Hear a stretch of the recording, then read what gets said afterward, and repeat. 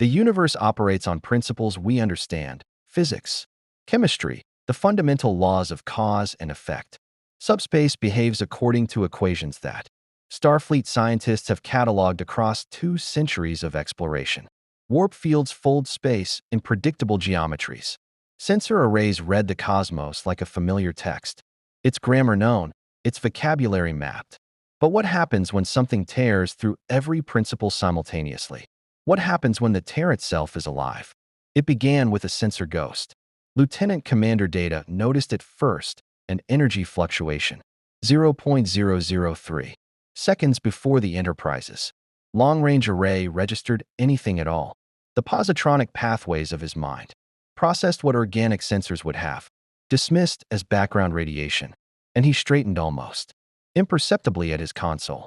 On the bridge of the Enterprise D, the starfield ahead was ordinary. The Devron system lay 3 light-years off the port bow. Routine cartographic survey scheduled for the following morning. Nothing in this sector of the neutral zone's periphery suggested anomaly. Then the subspace tear opened. There was no sound in space, but the Enterprise felt it, a resonance that traveled through the hull, plating like a struck bell, vibrating through the feet of every officer on the bridge. The view screen flared white, not the angry red-orange of a warp core breach, not the cold blue of a quantum singularity. White, pure, absolute, cosmically indifferent white. "All stop," Picard said, and his voice was steady because it had to be. The tear sealed itself in 1.4 seconds. In its wake, tumbling through the sudden silence of normal space, came a figure that no Federation database could identify, riding an object that Starfleet's most advanced metallurgical analysis would later describe only as unknown alloy. Properties outside established periodic table parameters. The figure was humanoid in silhouette, but humanoid the way a star is warm, technically accurate, practically overwhelming. Its surface caught the light of the distant sun and returned it multiplied. A mirror-made flesh, silver from crown to heel, moving through the vacuum of space without a suit, without a breath mask, without any of the technology that separated living things from the cold death between stars. It drifted, not with the limp surrender of unconsciousness, but with the stillness of something that had traveled very far and arrived somewhere unexpected. "Fascinating," Data said.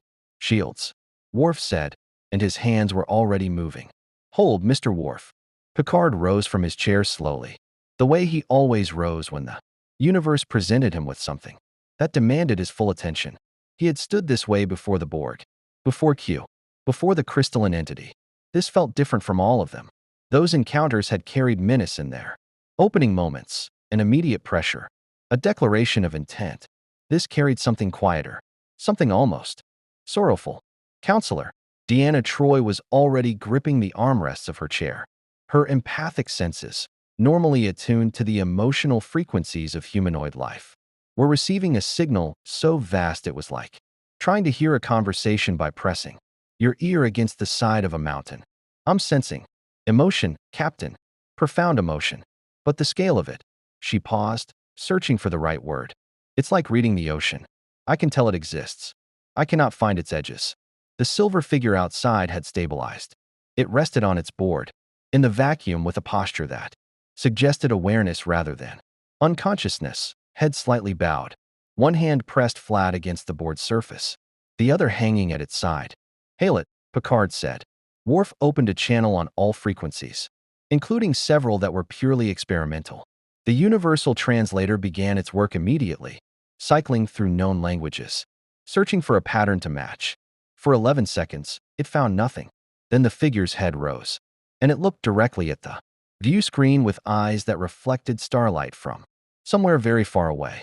The translator locked, not because it found a language, but because the being on the other side of the vacuum was, in some fundamental way, already communicating concepts rather than words, intention rather than grammar. "I did not mean to arrive here." The voice, when the translator rendered it, was low and worn, like an instrument played across too many octaves for too many years. Picard clasped his hands behind his back. "My name is Jean-Luc Picard, captain of the USS Enterprise, representing the United Federation of Planets. You are in Federation space. We mean you no harm." "A beat.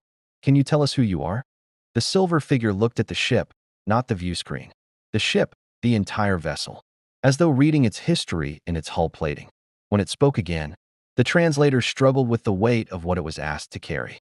I have been called many things across many stars. In the language of my birth, my name is Norenrad. In the language of those I have served, I am the herald. In the language of those I have failed. It paused. I am the Silver Surfer. On the bridge of the Enterprise D. In the silence that followed, the only sound was the soft, constant hum of a warp core maintaining a universe where such a being should not, by any rational measurement, have been possible. Picard turned to Data. The android was already running 12 simultaneous analyses. Energy readings are unlike anything in Federation records, Captain, Data said. The entity's surface appears to be a form of silver state matter with properties that fluctuate between solid and energy depending on measurement approach. More significantly, he paused, which was unusual for Data. My instruments are detecting what I can only describe as a resonant connection between the entity and the ambient energy of space itself. It is not drawing power from a discrete source. It appears to be in constant, active exchange with the universe around it. A threat assessment, Mr. Worf? Worf's jaw tightened. Unknown, sir. Phasers would be ineffective against an entity of this energy level. However, he straightened, because a Klingon warrior did not show uncertainty without immediately replacing it with resolution. It has made no aggressive movement. I recommend transporter lock as a precaution. Maintain yellow alert. No transporter lock without my direct order. Picard looked back at the view screen. Outside, the Silver Surfer had not moved. The board beneath him rotated slightly in the microgravitational currents of nearby star systems. A slow and unconscious drift. For just a moment, the captain of the Enterprise saw not a threat, not an anomaly, not a scientific curiosity, but a being that was genuinely, profoundly lost. Hail him again, Picard said quietly, and prepare a shuttle bay. I intend to invite him aboard. If you want to see more characters enter the Star Trek universe, hit that subscribe button and drop the name of a character you'd want to see in the comments below. Live long and prosper. The Enterprise held its position at the edge of the neutral zone, its running lights blinking patient and gold against the dark. While inside, a captain prepared to have the most unusual diplomatic conversation of his remarkable career. The shuttle bay doors opened like an exhaled breath, and the Silver Surfer entered the Enterprise without ceremony. He did not need to be guided. He simply followed the vessel's gravity as though gravity were a suggestion he had chosen to accept, his board dissolving beneath him as he crossed the threshold into atmosphere, not vanishing exactly, but folding into him, absorbed through the soles of his feet and redistributed across his silver skin, with a shimmer that sent every atmospheric sensor in Shuttle Bay into diagnostic cascade. He stood in the bay with the particular stillness of someone who had stood in 10,000 unfamiliar places and learned that the first thing a new environment demanded was patience. Lieutenant Commander Geordi LaForge was waiting, along with a security detail that Worf had personally selected. For their composure under pressure, Geordi's visor swept the surfer from head to toe and returned readings that made the engineer's breath catch audibly. Sir, Geordi said, because he was Geordi LaForge, and even confronted with the impossible, he defaulted to courtesy. Welcome aboard the Enterprise. I'm Lieutenant Commander LaForge, Chief Engineer. Captain Picard is on his way. The surfer looked at Geordi with those mirror eyes. Through the visor, Geordi could see energy frequencies cascading off the silver figure in waves. Not threatening waves, not directed energy, but ambient radiation the way a sun radiates warmth, constant and unconsidered. He could also see something else. A faint but perceptible irregularity in the surfer's energy field. Fluctuations. Places where the power dimmed and reasserted itself. Like a signal traveling through interference. He was not at full strength. Whatever had brought him here had cost him something. Picard arrived 4 minutes later, having taken the time to change into dress uniform. It was a deliberate choice, not vanity, but communication. A statement. You are worth the formality. He walked into the shuttle bay with Counselor Troy at his side and extended his hand in. The gesture his species had used for millennia to indicate peaceful intent. The surfer looked at the hand. He understood the gesture, not from any database, but from the accumulated memory of 10,000 civilizations. He had seen this gesture on worlds that had forgotten it and worlds that had never learned it. He reached out and took Picard's hand. And Picard, to his considerable credit, did not flinch at the touch of skin that felt like cool metal and somehow also like the absence of temperature entirely. Captain Picard, the surfer said, the universal translator still rendering his speech in concepts more than syllables. Your vessel reached toward me before your words did. There is curiosity in its design. Earnest curiosity. That is not always what I find. The Enterprise was built for exploration, Picard said. And you, mister. He paused with the natural grace of a man who had navigated diplomatic honorifics for 30 years. Norenrad. May I? You may. You've traveled a very long way from wherever you began. We detected the dimensional rupture that preceded your arrival. The physics involved are beyond our current understanding, but my chief engineer has already begun forming theories. He gestured toward Geordi, who gave a slightly overwhelmed nod. More pressingly, you appeared to be in some distress when we first observed you. Are you injured? The question seemed to genuinely surprise the surfer. He was quiet for a moment, not the quiet of someone searching for words, but the quiet of someone unaccustomed to being asked. I am diminished, he said finally. The passage between your reality and my own has disrupted my attunement to what I call the power cosmic. It is recovering, but for now, I am less than I was. He said it without shame and without complaint, as a statement of fact, offered freely because concealing it would serve no purpose. Picard appreciated that. He led the surfer through the corridor toward a conference room on deck 2, and the journey itself became a quiet study in contrasts. Officers stopped in the corridor, some professionally controlled, some visibly stunned. One ensign from stellar cartography, who had to be nudged back into motion by her colleague. The surfer moved through it all with the patience of a being, for whom being stared at was simply another form of weather. In the observation lounge, with stars wheeling slowly beyond the wide windows, Picard poured Earl Grey and placed a cup at the surfer's position at the table. The surfer did not drink it. He looked at it for a moment with something that Troy, from her seat across the table, identified as a flicker of nostalgic grief, there and gone. You have questions, the surfer said. Dozens, Picard admitted. But I suspect the most important one is this. Do you know how you arrived here? And is there anything in this universe, in this region of space, specifically, that we should know about? The surfer's mirror surface eyes moved to the window, to the stars. I was traveling, he said, between galaxies, at velocities your instruments would struggle to measure. I sensed a disruption ahead, an energy signature that my cosmic awareness interpreted as a passage.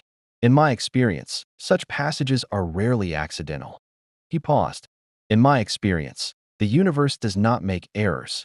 When something is moved from where it was to where it is not, there is usually a reason. You believe your arrival here was intentional? Troy asked. I believe nothing is purely random at the scale I perceive. He turned from the window, but I do not yet know the reason. And that concerns me more than the displacement itself. Data, seated at the far end of the table with 3 pads arranged before him, looked up. You mentioned a scale of perception. Can you describe your cosmic awareness in more precise terms? Specifically, its current functional range given the dimensional disruption you described. The surfer studied data with an expression that was not quite surprise, and not quite recognition. Something between the two. You are not biological, he said. I am an android, data confirmed. I mention this only because I want you to understand that my question is purely scientific in intent. I have no agenda beyond understanding. I know, the surfer said, and somehow, from him, it did not sound presumptuous. My awareness, at full capacity, extends across light years. I can sense the life force of worlds, the emotional resonance of civilizations, the hunger of entities that move between stars. Currently, he paused, and the pause had weight. Currently, I can sense this ship, its crew, their fears and their hopes, layered over each other like sediment. His gaze moved slowly around the table. I can sense that your ship recently survived something terrible, something mechanical and cold that tried to absorb you. Silence landed across the observation lounge like a physical thing. Worf, who had positioned himself near the door with the focused stillness of a warrior on guard, straightened almost imperceptibly. "The Borg," Picard said quietly. "I do not know that name," the surfer said, "but I know the shape of that hunger. I have felt it before, in other forms, in other galaxies." He looked directly at Picard, and there was something in those reflective eyes that was not pity but was adjacent to it. Something that knew too much about loss to call itself anything simpler. "Whatever tried to consume you, it is still out there. We are aware," Picard said. "No," the surfer said gently, with the certainty of a being whose awareness had mapped the topology of evil across 100 civilizations. "You are aware of what you have seen. I am telling you there is more that you have not."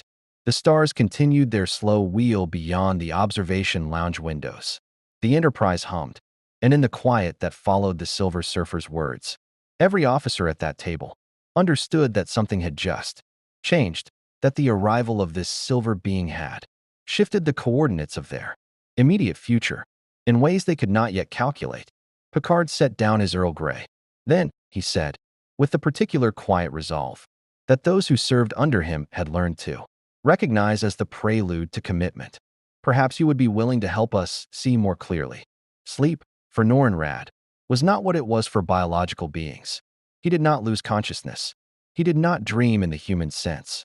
What he did, in the guest quarters the Enterprise's computer had configured to his approximate dimensions, a Spartan room he had not requested, but accepted without complaint, was something closer to listening.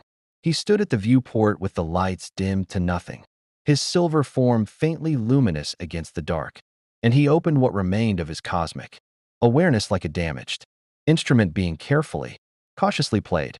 The ship sang to him, not metaphorically. The warp core's matter-antimatter reaction produced a resonance that his power cosmic translated into something almost musical, a deep harmonic that pulsed through the Enterprise's superstructure, like a heartbeat. It was primitive by the standards of technologies he had witnessed across galaxies, but it was also genuinely elegant. These people had looked at the mathematics of folded space and built something that worked. There was a kind of nobility in that, a kind of defiance. But beyond the ship, beyond the soft biological warmth of its 800 crew members sleeping and working and dreaming through the ship's night cycle, his awareness reached outward and found something that made the power cosmic shiver in his chest like a struck tuning fork. It was at the edge of his range, distant, vast, moving with the patient, inexorable momentum of something that had never needed to hurry because the universe itself had never given it a reason to. He could not identify it. Clearly, his attunement was still fractured from the dimensional crossing, his cosmic awareness functioning like a telescope with a cracked lens, capable of broad impressions but not precise detail. What he could identify was its quality, the texture of its intent. Hunger, ancient, absolute, and utterly without malice. Because malice required caring about the thing being consumed. He knew that quality. He had served it for longer than this civilization had possessed written language. He pressed his hand against the viewport, and for a moment his silver fingers left an impression in the transparent aluminum that faded. Slowly, not a mark exactly, but a memory of pressure. He thought about what he had told Picard in the observation lounge. The universe does not make errors. He had said it with the confidence of a being who had navigated the cosmos for eons. But standing here now, sensing that distant hunger, he wondered if he had been wrong about the nature of his arrival. Not wrong that it was intentional. He still believed that. But perhaps wrong about who had intended it. Perhaps the question was not why the universe had brought him here. Perhaps the question was whether he had been brought here as a solution or as a warning. He was still considering this when Data knocked on his door at 0347 hours. The android entered with two pads and an expression of focused curiosity that reminded the surfer, unexpectedly, of certain watchers he had encountered in his own universe, beings who observed without judgment, recorded without interference, and asked questions that other beings were afraid to formulate aloud. "I apologize for the hour," Data said, though his tone suggested he understood. The apology was largely ceremonial given that neither of them required sleep. "I have completed a preliminary analysis of the energy readings we recorded during your arrival in the Subsequent scans conducted in shuttle. Bay 2. I thought you might find the results relevant. The surfer gestured for him to continue, and Data sat in the room's single chair, with the precise efficiency of a being who had calculated exactly how to occupy space without wasting any of it. The dimensional rupture that preceded your arrival, Data began, was not a natural phenomenon. The subspace geometry of the tear shows evidence of deliberate construction. Specifically, the energy frequencies match a theoretical model developed by Dr. Leah Brahms at the Theoretical Propulsion Group concerning forced intersections between membrane branes in adjacent dimensional manifolds. He paused. In less technical terms, someone opened a door, and based on the directionality of the residual energy signature, the door was opened from your side of the dimensional boundary, not ours. The surfer was quiet. You are telling me that something in my universe created a passage into yours. That is the most consistent interpretation of the data, yes. And the energy required for such a passage would be extraordinary, Data confirmed. Beyond any technology currently known to the Federation, possibly beyond any technology in our database of encountered civilizations. He set one PADD on the small table beside his chair, which leads me to my second finding, which I confess I find more immediately concerning. He held up the second PADD.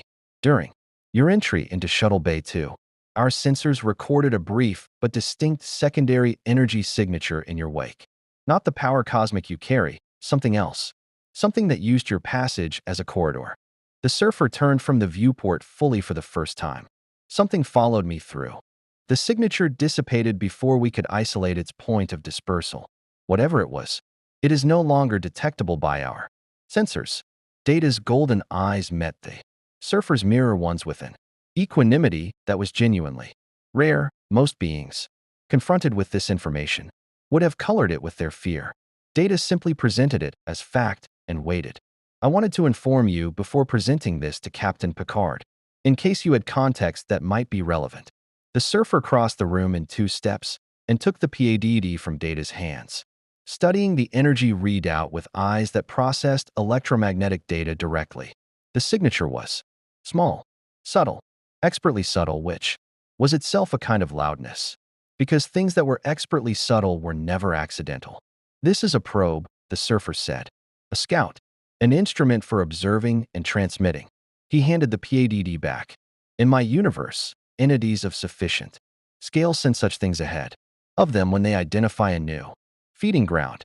The word landed between them with enormous weight. Data processed it for 0.3 seconds. You are suggesting that whatever you sensed approaching this galaxy's edge is using your dimensional crossing as a navigation point, that your arrival, intentional or otherwise, has functioned as a beacon. I am suggesting, the surfer said carefully, that I may have been used, that the passage was constructed not to bring me here, but to mark this place.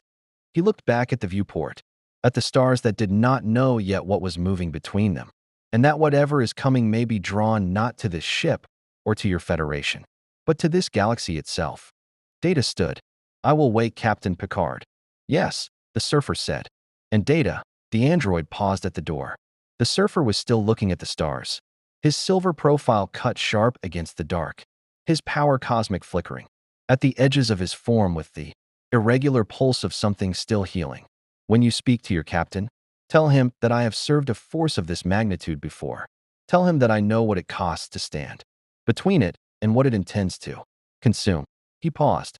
And tell him that the cost is never small. Data held the door for a moment, processing not the information that was already filed, categorized and cross-referenced, but something adjacent to the emotional weight of what had just been said. If he had been capable of dread, this was where it would have lived. I will tell him, Data said, and went to wake the captain. In the darkness of his quarters, the silver surfer pressed both hands against the viewport and reached outward with everything his damaged awareness could muster. The hunger at the galaxy's edge was still there, patient, vast, moving with the slow, certain momentum of a tide that had never encountered a shore that held. But it was closer than it had been an hour ago, and for the first time in a very long while. Norin Rad felt something he had almost forgotten the shape of. He felt afraid. The senior staff assembled in the observation lounge at 0412 hours with the particular alertness of people who had learned that being woken before dawn on a starship rarely meant good news. Picard stood at the head of the table with his tea untouched, which those who knew him understood as a barometer. When Picard ignored his Earl Grey, the situation had graduated beyond the merely serious. Riker sat to his right with his jaw set in, the way that meant he was already running tactical scenarios. Troy had her hands folded on the table with a stillness that suggested she was actively managing what she was receiving emotionally from the room. Worf stood near the door because Worf always stood near the door.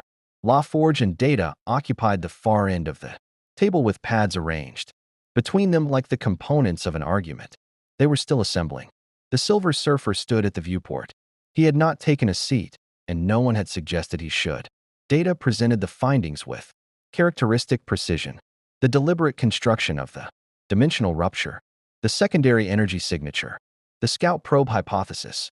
He presented it the way he presented everything, without editorial, without the emotional coloring that would have made it easier to dismiss. When he finished, the room was quiet for the span of 3 heartbeats. So something built the door, Riker said, and used our new friend here as the key. That is one interpretation, Data said. It is the most consistent with available evidence.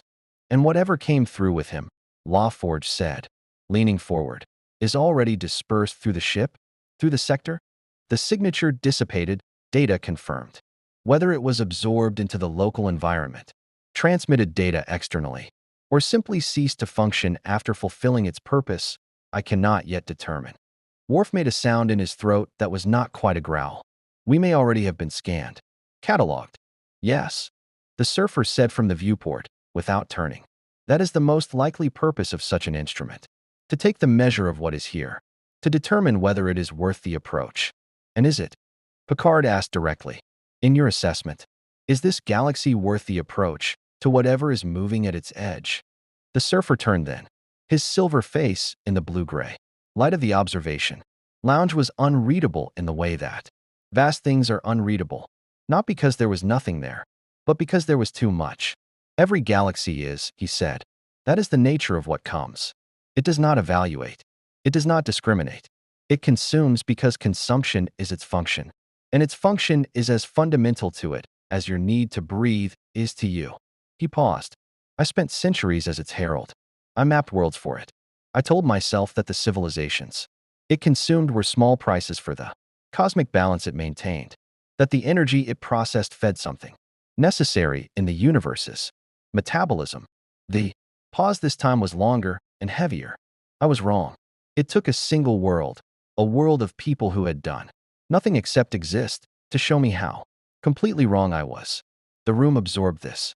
Troy, who had been carefully modulating her empathic reception, allowed herself to open slightly to what the surfer was broadcasting, and what she found made her close her eyes briefly.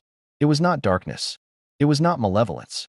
It was the specific quality of grief that belongs to those who have been instruments of something terrible and survived long enough to understand what they had done. You stopped at once, Riker said. It was not a question. I defied it, the surfer said. There is a distinction. Stopping it is, he considered, beyond me, beyond most things. What I did was warn a world. Give them the means to repel it. A temporary solution purchased at a permanent price. His silver hand touched the viewport glass. What concerns me now is that the entity I sense is not the same force I served. It is similar in quality, similar in scale, but different in origin. What exists in my universe and what is moving toward yours may be. He searched for the word. Cousins. Cousins, Picard repeated. Forces of the same fundamental type. Whether they share awareness of each other, I cannot say. LaForge let out a long breath. So we're not necessarily dealing with Galactus. No, the surfer said.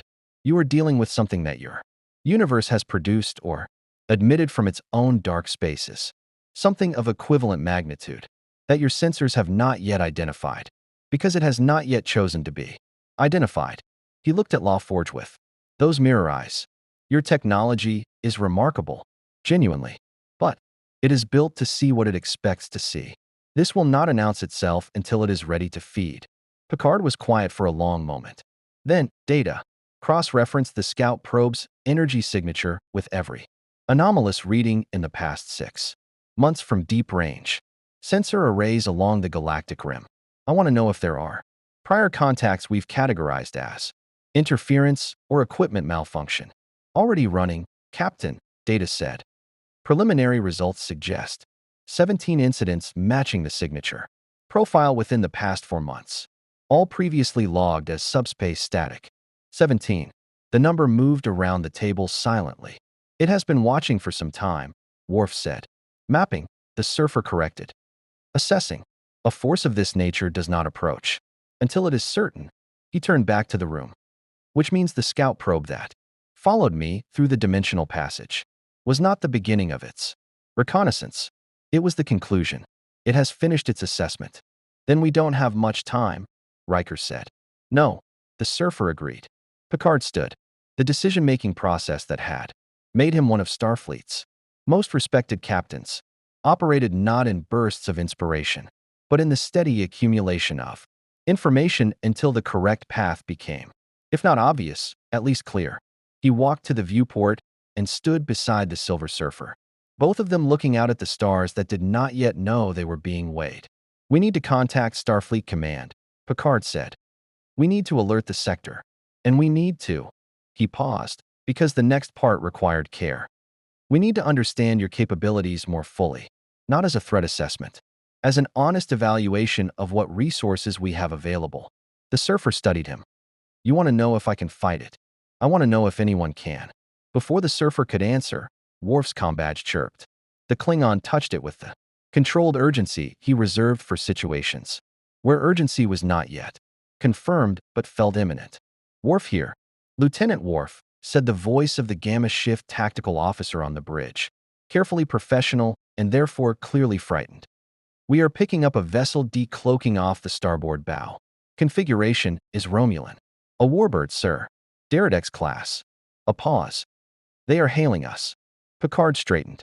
The transition from cosmic existential threat to immediate tactical situation was one he had made before, and he made it now with the seamless fluency of long practice. On my way, he looked at the surfer. I would ask you to remain here for the moment. They have been watching, the surfer said simply. Since I arrived, I felt their vessel before it decloaked.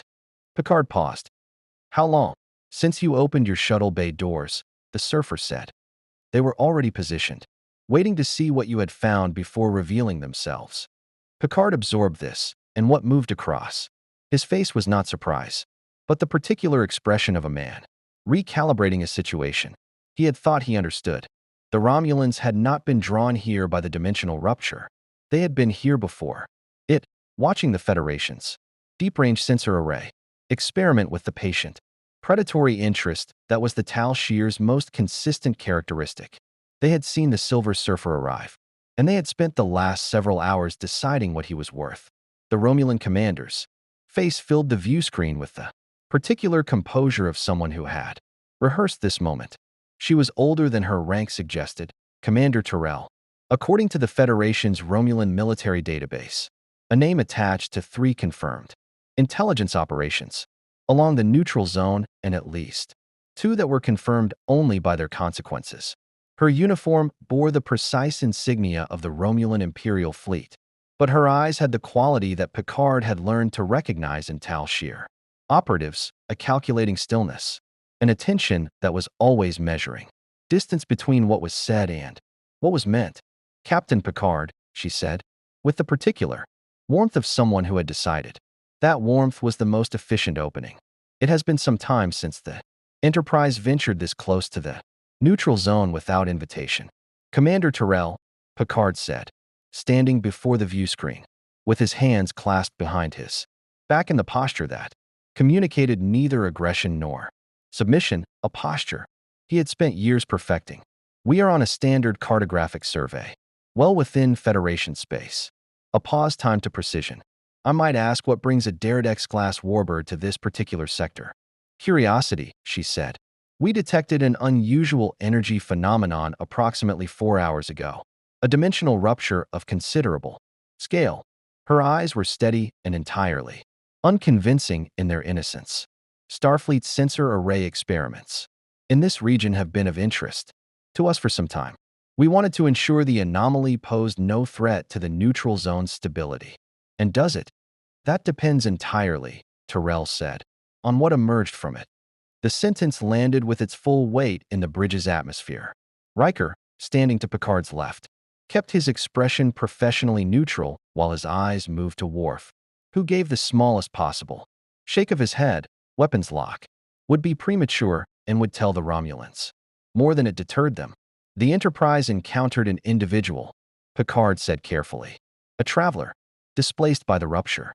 We are in the process of understanding the circumstances of their arrival. An individual. Tyrell, let the word sit for a moment. Our sensors recorded energy, readings from your shuttle bay that exceed anything in our database, Captain, whatever you have aboard your ship. It is not a displaced traveler in any conventional sense.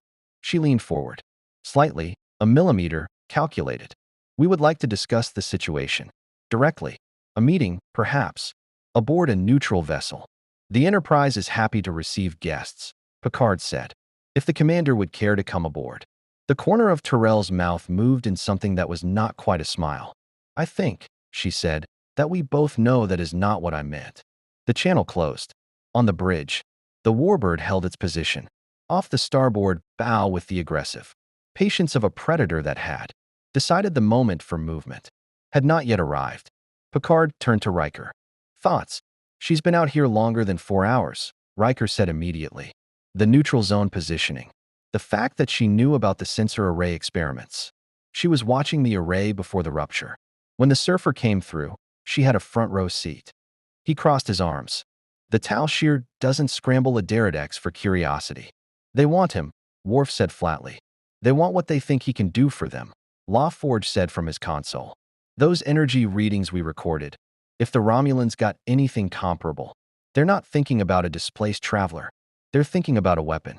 Picard walked back to the observation lounge with the measured stride of a man who had 3 problems converging simultaneously and had decided to treat them as one.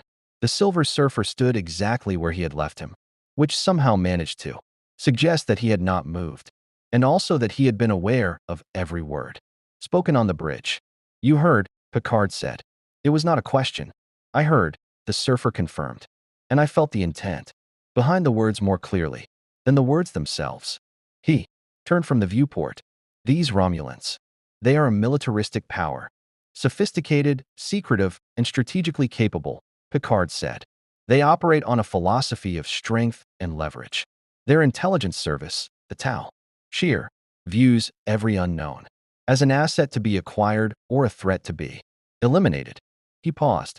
I want you to understand clearly. The Federation does not share that philosophy.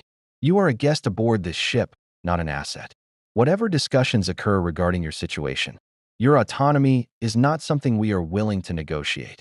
The surfer studied him with those mirror eyes. The power cosmic moved beneath his silver skin in slow, recovering waves, stronger than it had been in the shuttle bay. Picard noted, but still irregular. Still healing. You say this, the surfer said, and I believe you mean it. You are a man of genuine principle, Jean-Luc Picard. I have met few enough of those across enough civilizations to recognize them without difficulty. A pause that contained something complex. But principle and institution are different things. Your Federation, does it always reflect your principles? The question was precise enough to be uncomfortable. Picard did not look away from it. Not always, he said honestly. We are an imperfect institution pursuing an ideal. The distance between those two things is where most of our failures lie. He met the surfer's gaze directly. But the ideal is genuine, and I am still willing to defend it. The surfer was quiet for a moment. Then, I will speak to your Romulan commander. Picard blinked, a small, controlled expression of surprise. That is not what you planned, the surfer said. I know, but consider, the Romulans will not cease their interest because you decline their invitation. They will maneuver, probe, and eventually act, because that is their nature as you have described it. He moved toward the viewport again, looking at the Warbird's distant silhouette against the stars. I have negotiated with empires that made the Romulan Star Empire look modest in ambition. Let me speak with their commander, not as your asset, as myself. Riker, who had followed Picard into the observation lounge, looked at the captain with an expression that communicated several tactical concerns without requiring words. Picard considered for 4 seconds. Under what terms? My terms, the surfer said simply, which are the only terms I have ever accepted. The warbird outside had not moved. Its singularity drive produced a faint, gravitational signature that the Enterprise's sensors tracked, with the careful attention of long experience. Inside it, Picard understood. Commander Terrell was running her own calculations, waiting with the patience of a Tal Shiar operative who had learned that impatience was the most expensive indulgence in the intelligence business. He was about to complicate her calculations considerably. Open a channel, Picard said into his comm badge. To the Romulan vessel. He looked at the Silver Surfer and informed Commander Terrell that she will be speaking directly with our guest. What followed in the next 40 seconds? When Terrell's face reappeared on the view screen and found herself looking not at Picard, but at a being of living silver whose power, cosmic, moved beneath his skin like weather. The way her composure held perfectly for exactly 2 seconds before a microscopic recalibration moved through her expression was, Picard reflected afterward, one of the more satisfying moments of his diplomatic career. The surfer looked at the Romulan commander with the patient equanimity of a being who had faced Galactus across the void and found that equanimity was the only armor that never failed. Commander, he said, I understand you have questions about what I am. He let the silence after that breathe for a moment, the way someone breathes before delivering a truth they have considered carefully. I will answer them honestly. In return, I ask only that you answer one question of mine with equal honesty. Terrell's eyes moved from the surfer to Picard and back, processing, calculating, finding no angle that did not require engagement. Ask, she said. The energy signature your vessel recorded when I arrived, the surfer said. Did you detect it alone? Or did you transmit it to others before hailing this ship? The pause that followed was 1.8 seconds long. In diplomatic terms, it was a confession. Terrell transmitted the data to Romulus within minutes of the Silver Surfer's arrival. She admitted it with the controlled grace of someone who had decided that partial honesty was more strategically valuable than a lie that could be disproved. The transmission had gone through a relay station in the neutral zone, encrypted at the highest Tal Shiar classification level, and contained the full sensor package her warbird had recorded during the dimensional rupture, energy, frequencies, power, cosmic readings, the scout probe's secondary signature, all of it. She had sent it before she knew what she had. Standard procedure for anomalous contact events. The Silver Surfer received this information without visible reaction, which was itself a kind of reaction, the stillness of someone absorbing the full implications of a thing before deciding how to respond to any part of it. Then others are already aware of my presence, he said. Others who will draw conclusions, Terrell said carefully, that I am not in a position to predict or control. But you can predict them, the surfer said. You know your empire's priorities. You know what your intelligence service values. He paused. You sent the data because it was your duty. I do not blame you for duty. But I need you to understand the consequences of what you have set in motion, because I do not think your intelligence service understands what they are planning to acquire. Terrell's eyes narrowed fractionally. And you intend to explain it to me. I intend to explain it to anyone who will listen, the surfer said, with a patience that was not condescension but something older and more absolute, the patience of a being who had watched civilizations make catastrophic decisions in the belief that power was something that could be owned. I have been weaponized before, Commander, by forces that made your empire look modest in ambition. The experience did not end well for anyone involved, including those who believed they were in control of me. On the Enterprise's bridge, Picard stood with Riker and watched the exchange through the open channel, with the focused attention of a man observing a chess game between players whose styles he was still learning. The surfer negotiated the way he moved through space, without apparent effort, without aggression, but with a gravitational quality that made it difficult to look away. He did not threaten. He did not perform. He simply presented reality as he understood it and allowed the weight of that reality to do what threats and performances could not. Terrell was listening. That itself was remarkable. What are you proposing? She asked. Nothing yet, the surfer said. I am establishing a foundation. What I propose will depend on whether you are capable of honest assessment of your own situation. He looked at her directly. You are a capable officer, Commander. You have survived in an institution that does not reward survival, without either compromise or exceptional skill. And I suspect in your case it has been more the latter than the former. A pause. The Tal Shir will send ships. They will attempt to acquire me through whatever means they consider most efficient. I want you to consider, honestly and privately, whether you believe that is a venture that will succeed. The channel was quiet for 7 seconds. Riker counted them. I think, Terrell said finally, that this conversation would benefit from continuation in a less formal setting. She looked past the surfer to Picard. Captain, I am willing to come aboard the Enterprise. Alone. No weapons, no escort. Picard took exactly 1 second to decide. You are welcome, Commander. She arrived by shuttlecraft 40 minutes later. Alone as promised, in civilian attire that did nothing to diminish the impression of someone accustomed to operating in environments where the wrong word had permanent consequences. She was escorted to the observation lounge by Worf, who maintained the professional courtesy of a Starfleet officer and the watchful intensity of a Klingon warrior, and who positioned himself outside the door with the focused stillness of someone who had decided the door was his personal responsibility. Inside, Picard had arranged the room with the careful informality of a man who understood that the architecture of a meeting communicated as much as its words. No.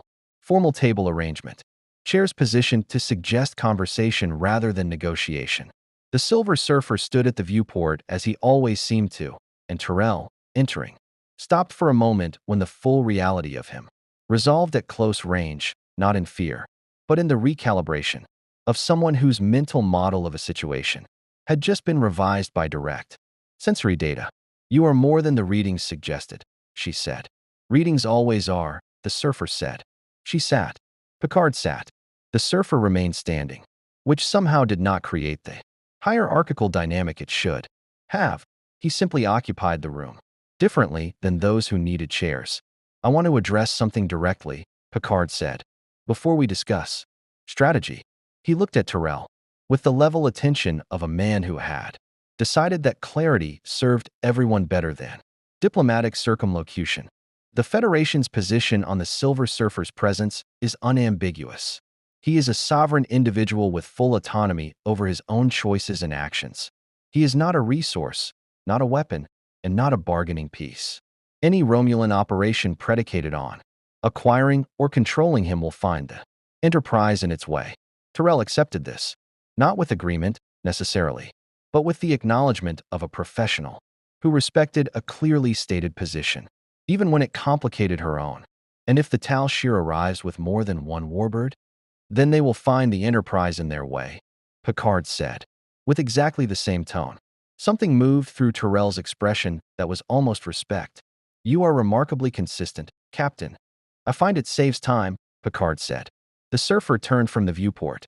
The power cosmic moved through him in stronger pulses now, his attunement visibly recovering, the irregular flickering of the previous hours smoothing toward something more consistent. When he spoke, it was with the directness of a being who had decided that the moment for careful positioning had passed. There is something approaching this galaxy, he said. I have told Captain Picard. I am telling you now, because what is coming does not distinguish between Federation and Romulan. It does not understand borders or treaties or political alignments. It understands only one thing, and that thing is the energy content of what it intends to consume. Terrell went very still. I have sensed it since my arrival, the surfer continued. It was distant then. It is less distant now. And the probe that followed me through the dimensional passage, he paused. And the pause had the weight of something he was choosing to share at real personal cost. It has already transmitted its findings. Whatever is coming has completed its assessment of this galaxy. It knows what is here. It knows what it intends to take. How long? Terrell asked. Her voice was professional and controlled and contained.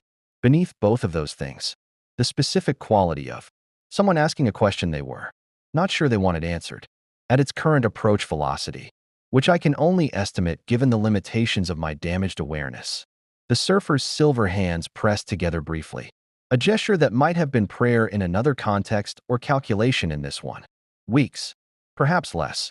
The observation lounge windows, framed stars that burned with cheerful indifference to what was moving between them. Picard looked at Tyrell. Tyrell looked at the surfer. The surfer looked at the space between stars where something ancient and hungry was completing the last leg of a journey that had begun before any of them were born. The prime directive, Tyrell said suddenly, looking at Picard with the sharp intelligence of someone who had studied her adversaries carefully. Non-interference. It governs how your Federation responds to external threats as well as internal ones. Does it not? There are protocols, chains of command, bureaucratic processes that must be satisfied before Starfleet mobilizes at scale. Her eyes were steady and precise. How long do those processes take? Picard felt the question land with its full implication. She was not wrong. A threat of this nature, unverified, sourced from a dimensional traveler outside Federation records, detected by no Starfleet sensor array, would require verification, committee review, flag officer approval, and likely a session of the Federation Council before any coordinated response could be authorized. The machinery of a democratic institution moved with the deliberate pace of accountability. It takes time, Picard admitted. Time you may not have, Tyrell said. Not triumphantly. Practically. The Romulan star empire does not have those constraints. When the Praetor orders mobilization, the fleet moves. She looked at the surfer. What would you need to give us something that our respective governments could not dismiss as unverified? The silver surfer considered her for a long moment, with those reflective eyes that had witnessed the consumption of worlds and the desperation of civilizations that had waited too long to act. I need to show them, he said.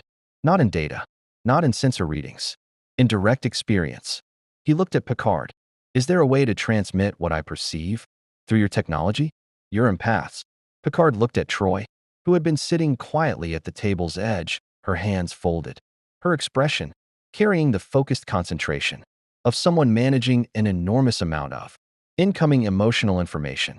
Counselor, Picard said. Troy met the surfer's eyes. If you're willing, she said carefully, I might be able to act as a bridge between your perception and something our instruments could record and transmit. She paused. But what you're describing, the scale of what you sense, it would need to be filtered, translated into something human minds could receive without being overwhelmed. I know how to be gentle with what I share, the surfer said quietly. I have held the grief of dying worlds in my hands. I know the difference between showing and destroying. The room was very quiet. Outside, the stars burned. Somewhere in the dark between them, something vast continued its patient, inevitable approach. Then we begin, Picard said. The mind link took 3 hours to prepare and 11 minutes to nearly break. Deanna Troi. Dr. Crusher had objected strenuously, which was her professional obligation and her personal right. And Picard had listened to every concern, with the attentiveness he gave all medical counsel before making the decision that the situation required. The argument against was sound. Troy's empathic abilities were calibrated for humanoid emotional frequencies, and what the Silver Surfer carried in his cosmic awareness was not humanoid in any meaningful sense. The argument for was simpler and harder to dismiss. If the entity approaching this galaxy was what the surfer believed it to be, the discomfort of one empath weighed against the survival of everything. In its path was not a calculation. That admitted lengthy debate.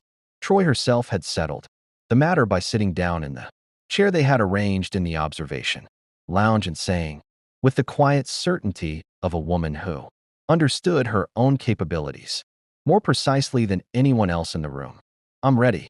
The surfer knelt before her, not in supplication, but in the practical geometry of establishing proximity, and placed both silver hands on the arms of the chair beside hers, closed but not touching. He looked at her with those mirror eyes and said, something that the universal translator rendered as approximately, I will show you the surface of it, not the depth. You do not need the depth to understand. Understood, Troy said. What happened next was visible only in its effects. The surfer's power cosmic intensified, not explosively, but with the controlled deliberacy of a source being carefully, precisely directed.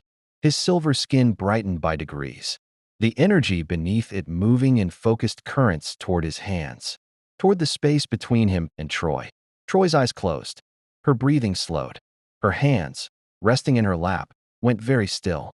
Picard watched from across the room with the contained tension of a man who had authorized something he could not control and was now required to trust his people to manage it. Crusher stood with a medical tricorder running continuous readings, her expression carrying the specific alertness of a physician who had decided that intervention thresholds needed to be very clearly established before the procedure began. For 90 seconds, nothing dramatic happened. Then Troy made a sound, not a cry, not a gasp, but a sound from somewhere beneath both of those. Something that belonged to a register of experience that did not have a comfortable social category. Her hands gripped the chair arms. Her face, normally a precise instrument for the controlled expression of what she received empathically, became briefly, completely open. Every layer of professional composure dissolved by something too large to be filtered through it. "Stop," Crusher said immediately, moving forward. "No," Troy said. Her voice was strange, steady, in the way that things are. Steady when they have been pushed past the point where trembling is an available option. "No, I have it. I have the shape of it." Her eyes opened, and what was in them was not fear exactly, but the specific quality of someone who has understood something they cannot ununderstand. "Beverly, I need you to record this. Everything. Whatever I say in the next." She stopped, swallowed, began again. "It is not malevolent," she said. "That is the first thing. There is no hatred in it, no anger, no desire to harm. It's simply," she searched, and the searching was visible, the effort of translating something vast into the inadequate container of language. It simply is. The way a star simply is. The way gravity simply is. It exists, and its existence requires energy. And energy at the scale it requires means, her voice dropped, means everything. Everything here. Every world. Every civilization. Every consciousness. Not destroyed. Consumed. Processed. The distinction would not comfort the civilizations involved. Data had a PADD recording every word. His stylus moved with mechanical precision across the surface, annotating, cross-referencing, building the evidentiary architecture that would be required to make this real to people who had not felt it. "The scale," Picard said quietly. "Can you convey the scale?" Troy looked at him. "Have you ever stood on a beach," she said, "and tried to feel afraid of the ocean? Not afraid of drowning, afraid of the ocean itself. The totality of it." She paused. "That is not adequate, but it is the closest I can come." The surfer withdrew his hands. The power cosmic subsided. Troy released the chair arms slowly, her fingers uncurling with the deliberate care of someone returning from somewhere that had required her full physical concentration to endure. Crusher was beside her immediately, tricorder running, her professional concern shading into something more personal. "I'm all right," Troy said, which was mostly true. "You're remarkable," the surfer said, and there was something in his voice that was not quite wonder, something older than wonder, something that had seen enough remarkable things to know them without being surprised by them, but still chose to name them. The recording went to Starfleet Command via Priority 1 encrypted subspace transmission within the hour. It went simultaneously through a channel that Picard authorized, with the full awareness of what it meant diplomatically, to Romulan space via Commander Terrell's vessel. The transmission included Data's full analytical report, Troy's testimony, the energy signature comparisons, the 17 prior contact events logged as subspace static, and a cover letter from Picard that was 3 paragraphs long and chosen every word with the precision of a man who understood that some documents became historical records. The Borg found them 4 hours later. It was a scout cube, smaller than the behemoths that had nearly ended Picard's career and his sense of self, simultaneously at Wolf 359. But a Borg vessel was never small in any sense that mattered. It dropped out of transwarp approximately 40,000 kilometers off the Enterprise's port bow with the characteristic absence of warning that the collective used because It did not need to warn. Warning implied the possibility of successful resistance. And the Borg had not historically found that possibility worth acknowledging. The hail was immediate and delivered in the flat, layered, multiple voice cadence that never failed to produce a physiological stress response in everyone who heard it, regardless of how many times they had heard it before. We are the Borg. We have detected a biological and technological distinctiveness aboard the vessel designated Enterprise. The entity designated Silver Surfer represents an unprecedented convergence of organic and energy-based life that the collective has not previously encountered. This distinctiveness will be added to our own. Resistance is futile.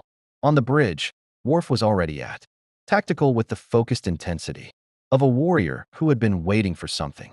He could fight with his hands. Shields at maximum. Phasers charged. Hold fire, Picard said. His voice was controlled, but the particular quality of control he employed when facing the Borg was different from the control he used in other contexts. It was the control of someone managing a personal terror with professional discipline. Someone for whom this enemy was not abstract. The Silver Surfer had come to the bridge. No one had asked him to. He had simply appeared at the turbolift, having moved through the ship's corridors with the quiet inevitability of someone who had sensed what was coming before it arrived. And now he stood near the view screen, looking at the scout cube with an expression of recognition.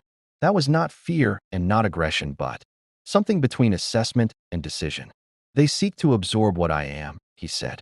They seek to absorb everything, Picard said. It is their fundamental nature. They will adapt to our weapons within minutes. Their shields will modulate against our phasers.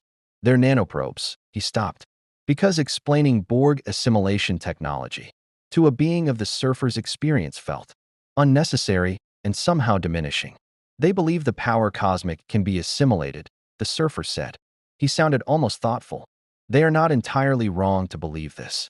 In my own universe, I have encountered entities that could absorb and redirect cosmic energy. The Borg, if their technology is as adaptive as you describe, it is, Riker said grimly, would require a specific approach. The Surfer turned to Picard. I do not wish to destroy them. That sentiment is not universally shared on this bridge, Worf said. I understand, the Surfer said, without judgment.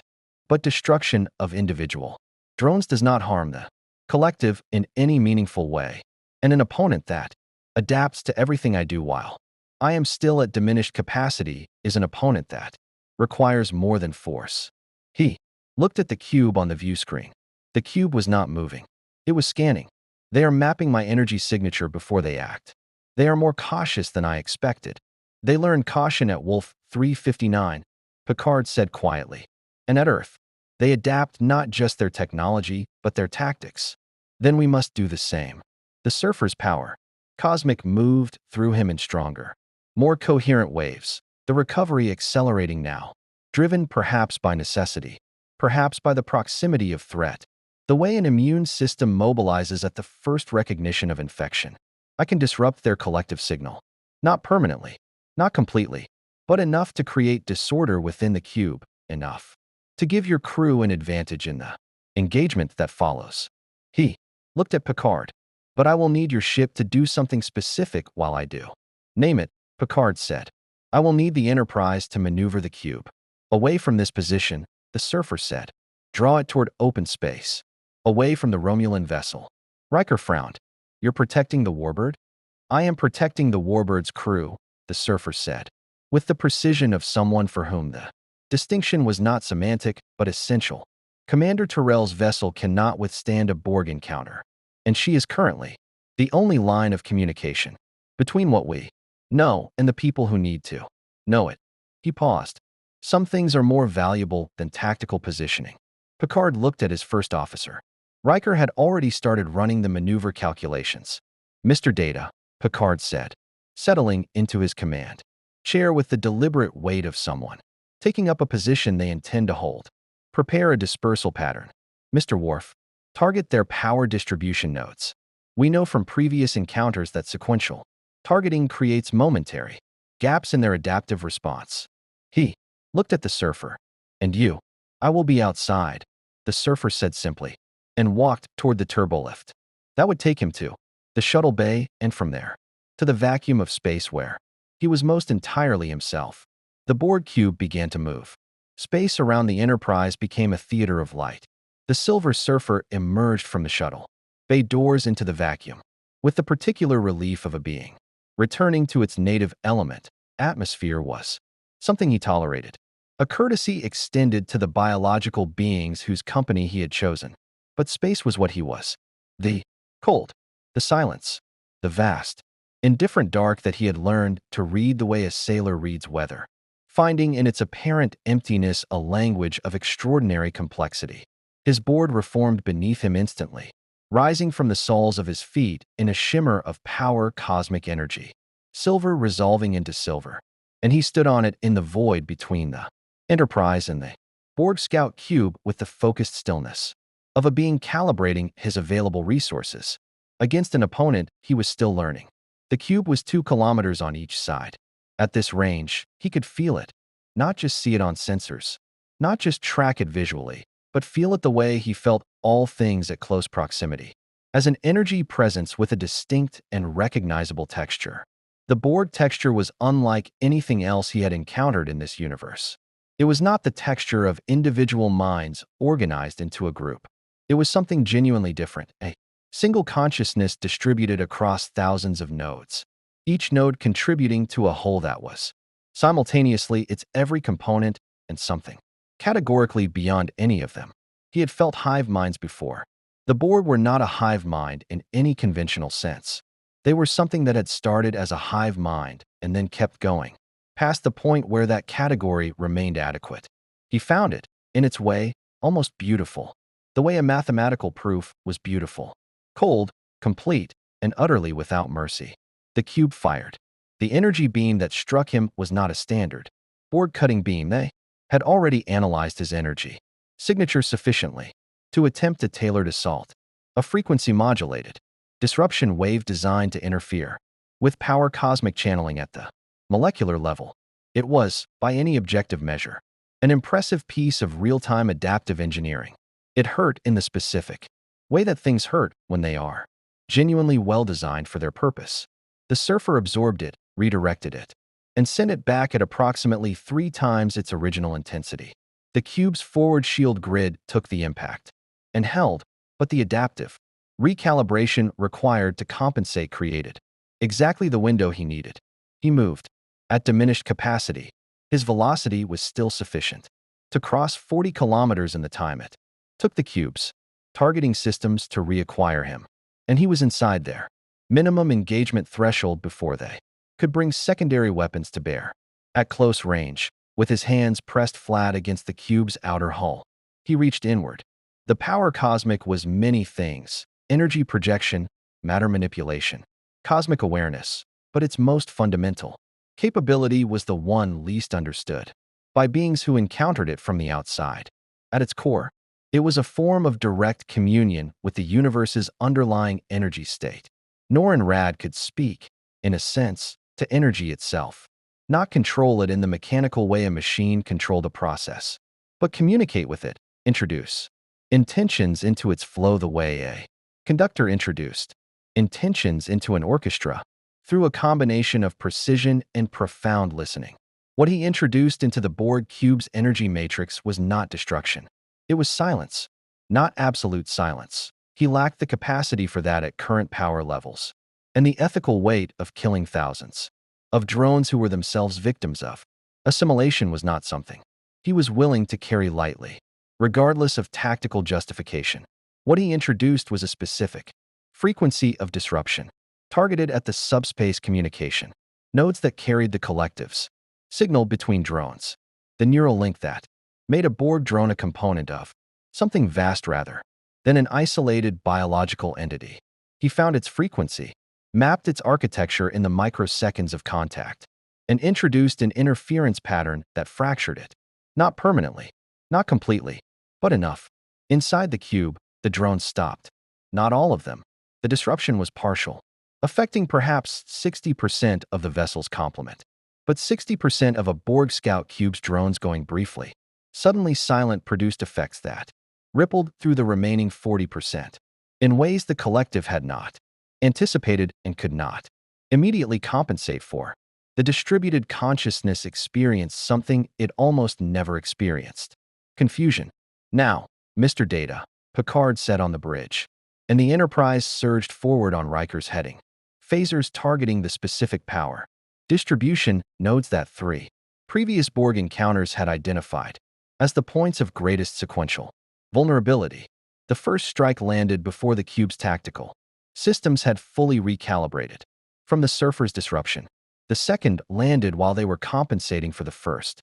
The third, direct hit to their primary power relay, Worf reported, and there was something in his voice that would have been satisfaction in a less disciplined officer.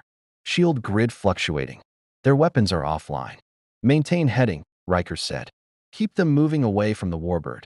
200 kilometers away, Commander Terrell's Deridex had engaged its cloak, not fleeing, repositioning, which was a distinction that mattered to Romulans. Her vessel was now invisible to the Borg sensors, which meant it was safe, which meant the transmission to Romulus was safe, which was precisely what the surfer had calculated when he suggested the maneuver. He pulled his hands from the cube's hull and pushed away, rising above it on the board, his power cosmic, burning more brightly now than it had at any point since his arrival. The crisis was doing what crises did, forcing recovery, burning through the remaining interference of the dimensional crossing on pure necessity. He could feel his attunement reasserting itself, the connection between his power, cosmic, and the ambient energy of this universe strengthening with each exchange. This universe's fundamental constants were different from his own, but not incompatibly so. A matter of dialect rather than language.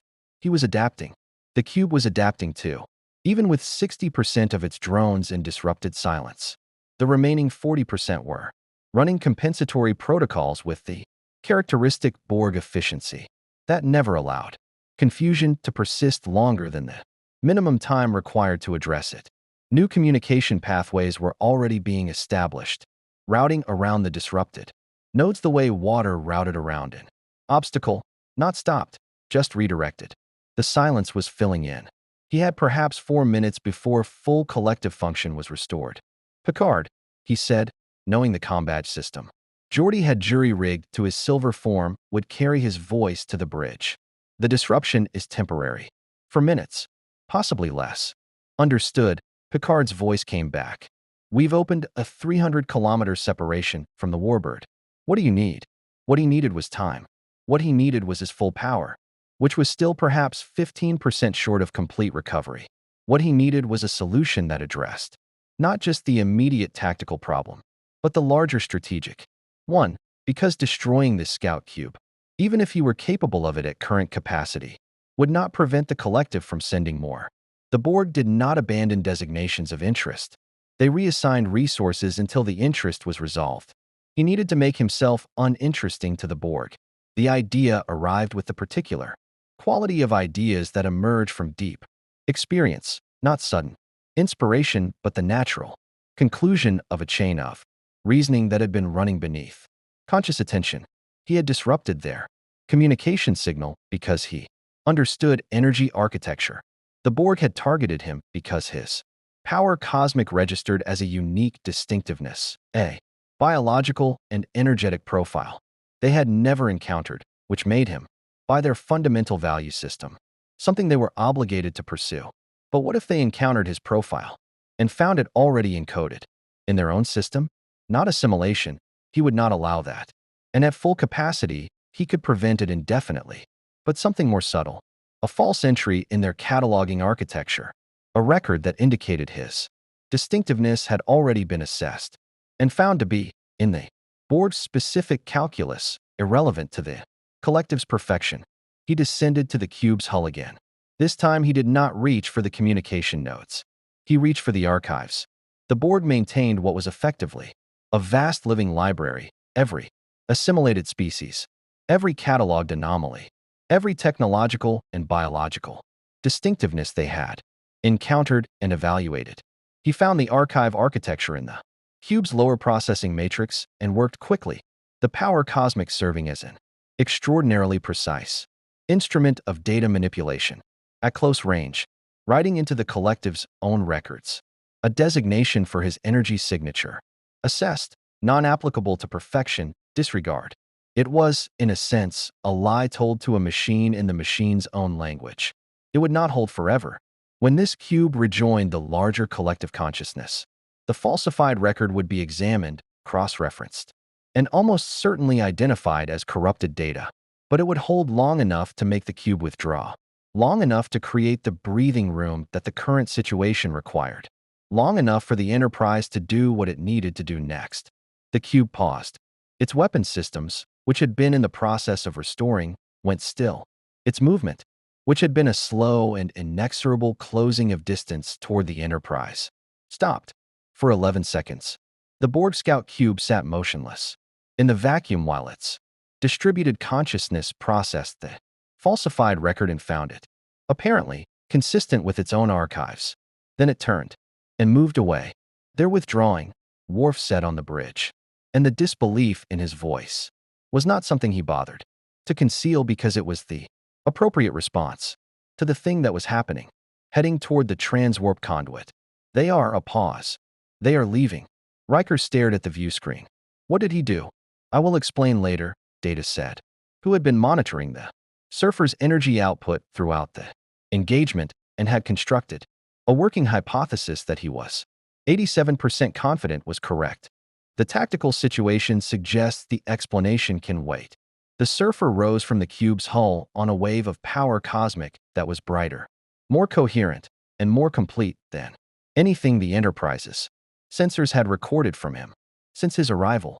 In the clean vacuum of space, with the Borg retreating, and the Romulan warbird invisible, and the Enterprise holding steady ahead of him, he hovered on his board and extended his cosmic awareness outward, fully, without the careful rationing of a being managing diminished resources. For the first time since the dimensional crossing, what he found at the galaxy's edge had moved. It was closer than his last assessment. Significantly closer. Whatever margin of weeks he had estimated in the observation lounge had contracted in ways that the accelerating approach velocity could not entirely explain. Either his earlier estimate had been compromised by the extent of his power loss, or the entity had increased its speed in the interval, drawn, perhaps, by the Scout probe's transmission, confirming that the assessment was complete and the approach could begin in earnest. He pressed both hands against the board and felt the power cosmic respond with something close to its full depth for the first time since his arrival in this universe. Not complete, not yet, but close enough that the difference was academic. He turned toward the Enterprise. There was no more time for gradual escalation. No more time for careful diplomacy and incremental coalition building. The entity at the galaxy's edge had finished deliberating. It was coming, and it would arrive not in weeks, but in days. Picard called it a war council, which was not a phrase he used lightly. The observation lounge held more people than its design suggested was comfortable. Picard, Riker, Troy, Data, Worf, LaForge, Crusher, and Commander Terrell, who had decloaked her warbird and requested permission to come aboard with a directness that suggested the Borg's appearance had recalibrated her assessment of what constituted an acceptable level of vulnerability. She sat across from Worf, who regarded her with the focused distrust of a Klingon warrior, sharing a table with a Romulan intelligence officer, which was a specific category of focused distrust that contained within it several centuries of historical grievance. The Silver Surfer stood at the viewport. He had not spoken since returning to the ship. He had passed through the shuttle bay and through the corridors with the quiet purposefulness of someone carrying news they were still deciding how to deliver. And that quality of careful internal preparation was not lost on Troy, who felt the weight of what he was holding with sufficient clarity that she had placed her hands flat on the table as a grounding measure. Picard let the silence run for precisely as long as it needed to. Then, tell us. The surfer turned from the viewport. His power cosmic was at its highest coherence since his arrival, not complete. He understood now that complete attunement to this universe's specific constants might require months of acclimation, but sufficient, more than sufficient for what was coming. Days, he said, not weeks. My earlier estimate was compromised by the extent of my power loss on arrival. With my awareness more fully restored, I can now assess its approach, velocity with greater accuracy. He looked at each face around the table with the patient attention of someone who understood that the next words he spoke would change the nature of this gathering permanently. The entity will reach the galactic rim in approximately 72 hours. Its first contact point will be, he turned to Data, your cartographic survey. The Devron system. Data's stylus moved instantly. The Devron system contains 3 inhabited planets. Pre-warp civilizations on 2. Early warp capability on the 3rd. Combined population approximately 11 billion, the surfer said. He had felt them during his extended awareness scan. 11 billion lives producing the specific warmth of consciousness that he had learned across centuries of carrying it in his memory to feel as weight. It will begin there. The room was quiet for 3 seconds. Starfleet Command's response to our transmission, Riker said, looking at Picard. 3 hours ago. Picard's expression did not change, which was itself an expression. They have acknowledged the priority one. A review committee has been convened. Flag officer briefing is scheduled for 48 hours. Worf said, with the particular flatness of a warrior who had identified an enemy and been told to wait for committee approval before drawing his weapon. Yes, Picard said. Tyrell made a sound that in a less controlled person would have been a laugh. And your praetor? Picard asked her directly. The transmission reached Romulus, she said. The response I received suggested that the praetor's military advisors are treating it as a Federation manipulation, an attempt to draw Romulan fleet assets away from the neutral zone.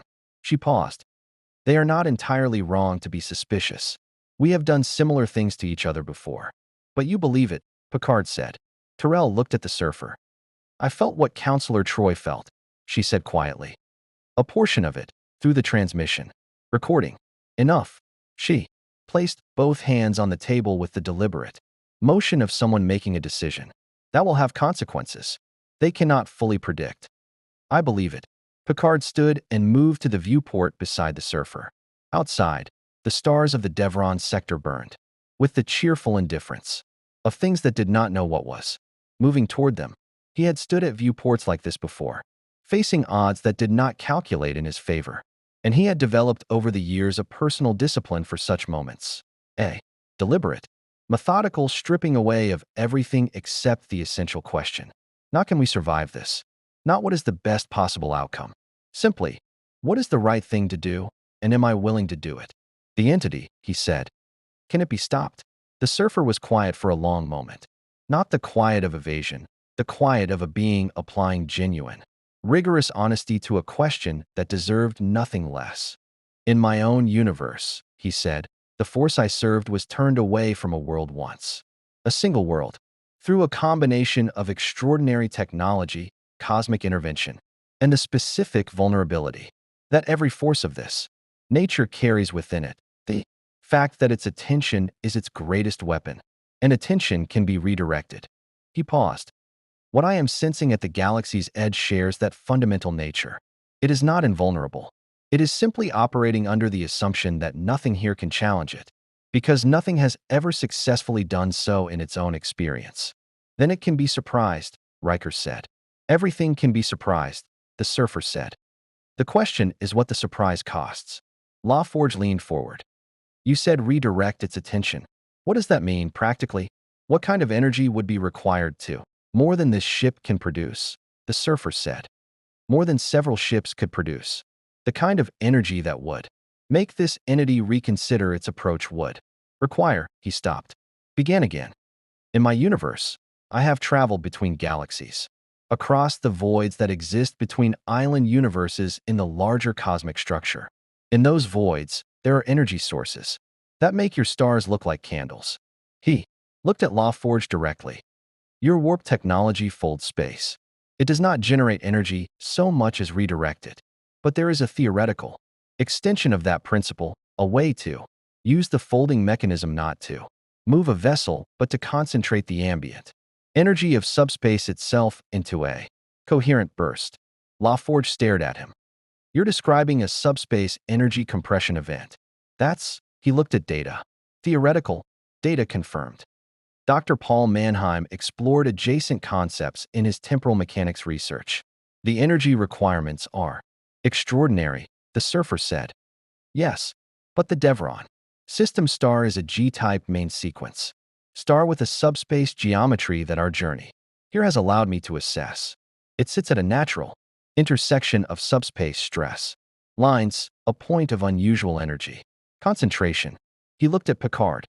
If your ship's deflector array were modified to channel rather than emit, to gather subspace energy at that intersection point rather than project through it, the potential output would be significant. Significant enough? Picard asked. Possibly, the surfer said. Combined with what I can contribute directly. He paused. At full capacity. You said you're not at full capacity. Crusher said from her position at the table's edge. No, the surfer agreed. I am not. He looked at her with those mirror eyes. And what lived in them was not resignation, but the specific quality of deliberate choice, someone looking clearly at a cost and deciding to pay it.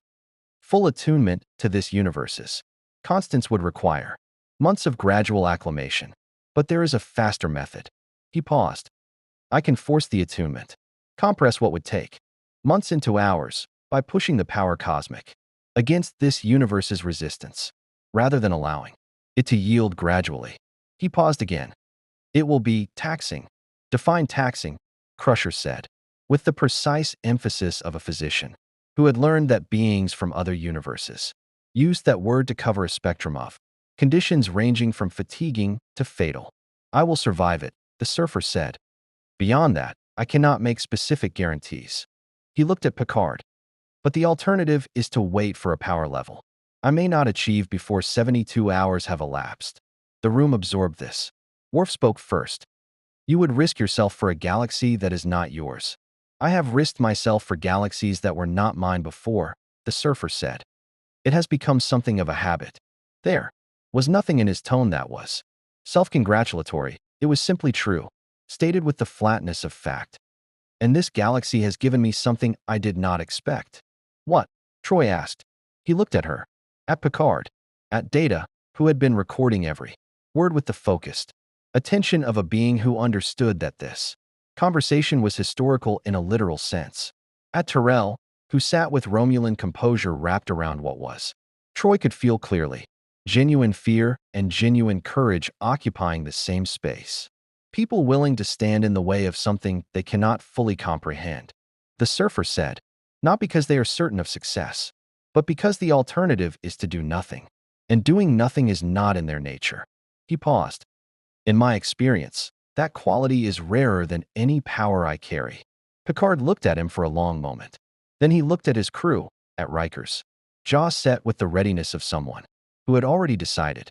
At Worf's warrior stillness, at LaForge's focused problem-solving attention that had never in. Picard's experience faced an obstacle, and simply accepted it. Mr. LaForge, Picard said. How long to modify the deflector array? If Data helps me and we skip sleep? LaForge said. 18 hours. Maybe 16. You have 14, Picard said. Begin immediately. He looked at the surfer. And you? I want you to rest. Whatever the forcing process requires of you.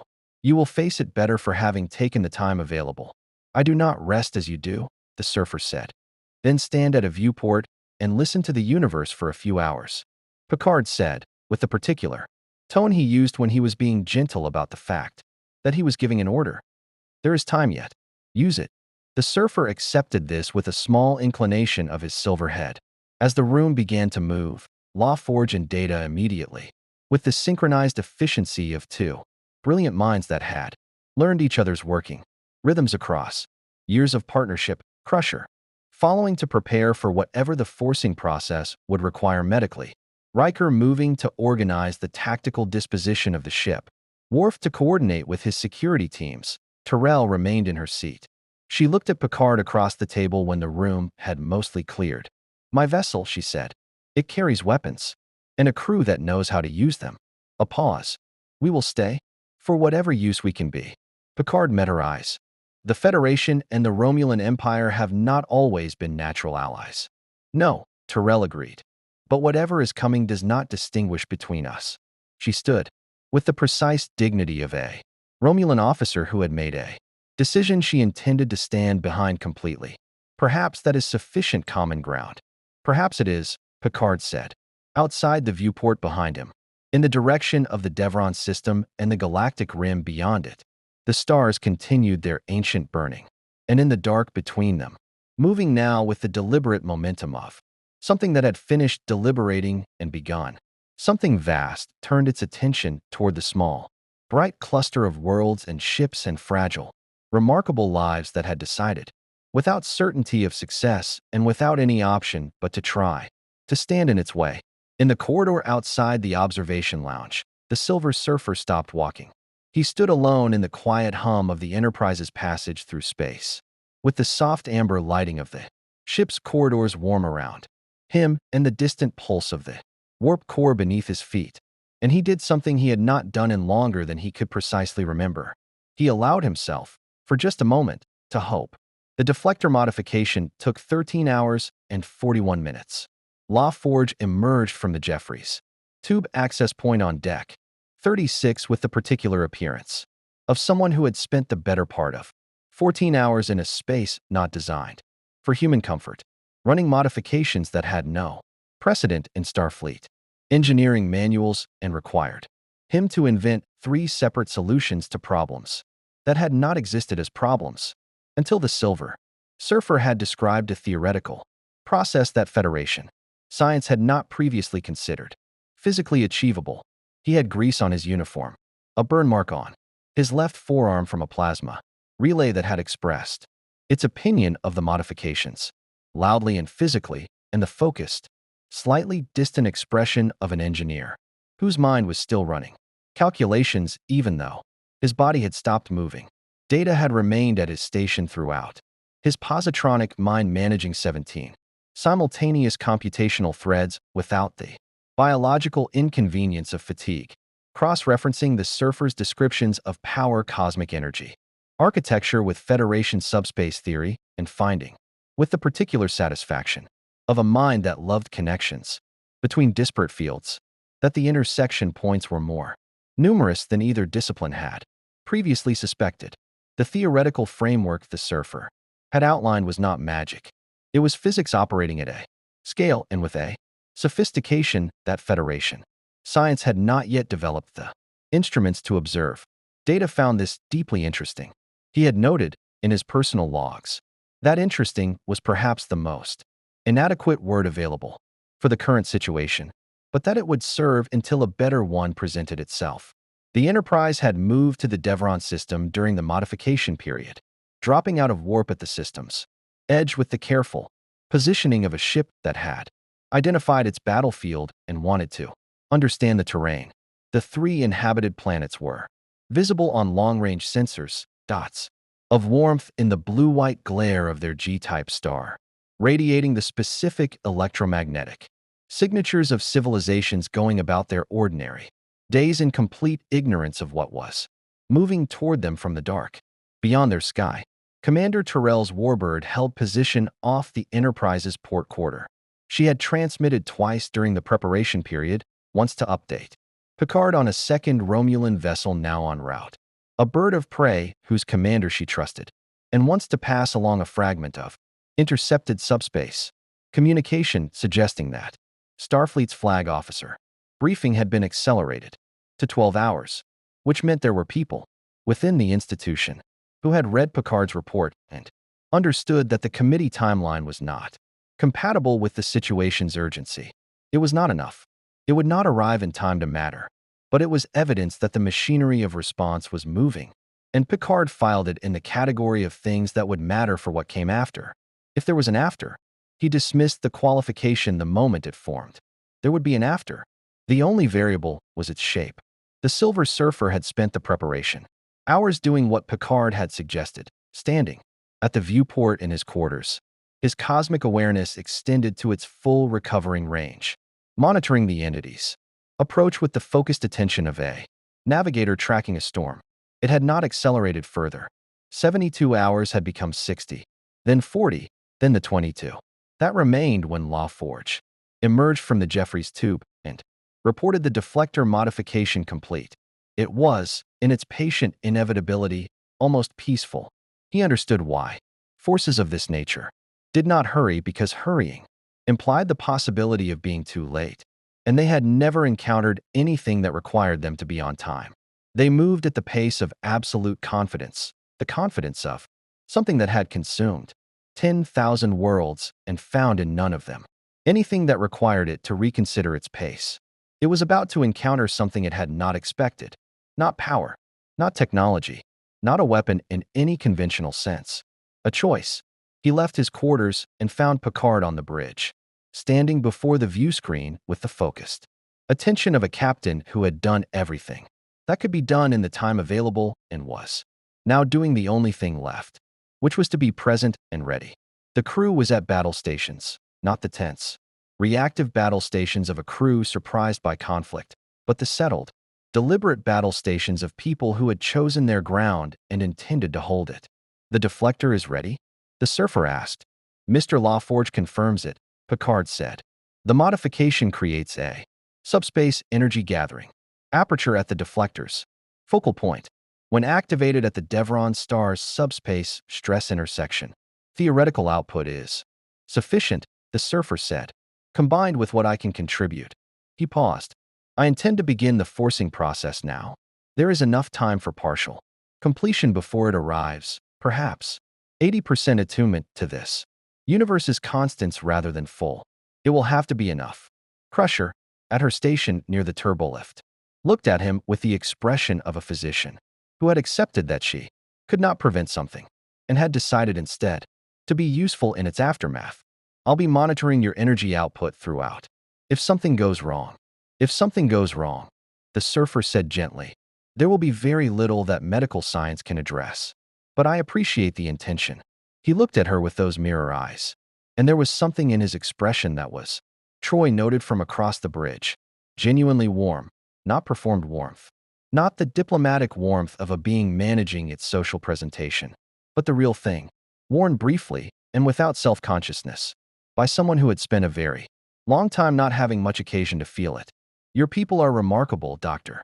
So I've been told, Crusher said, with a composure that was more impressive than it looked. He walked to the center of the bridge and stood, and the power cosmic began. It was not violent. It was not loud. What it was, in physical terms, was a gradually intensifying luminosity, emanating from the surfer's silver form, light that began at his core and moved outward in waves, each wave brighter and more coherent than the last. The power cosmic being driven against the resistant constants of an alien universe with the focused, deliberate force of a being who had decided that urgency outweighed comfort.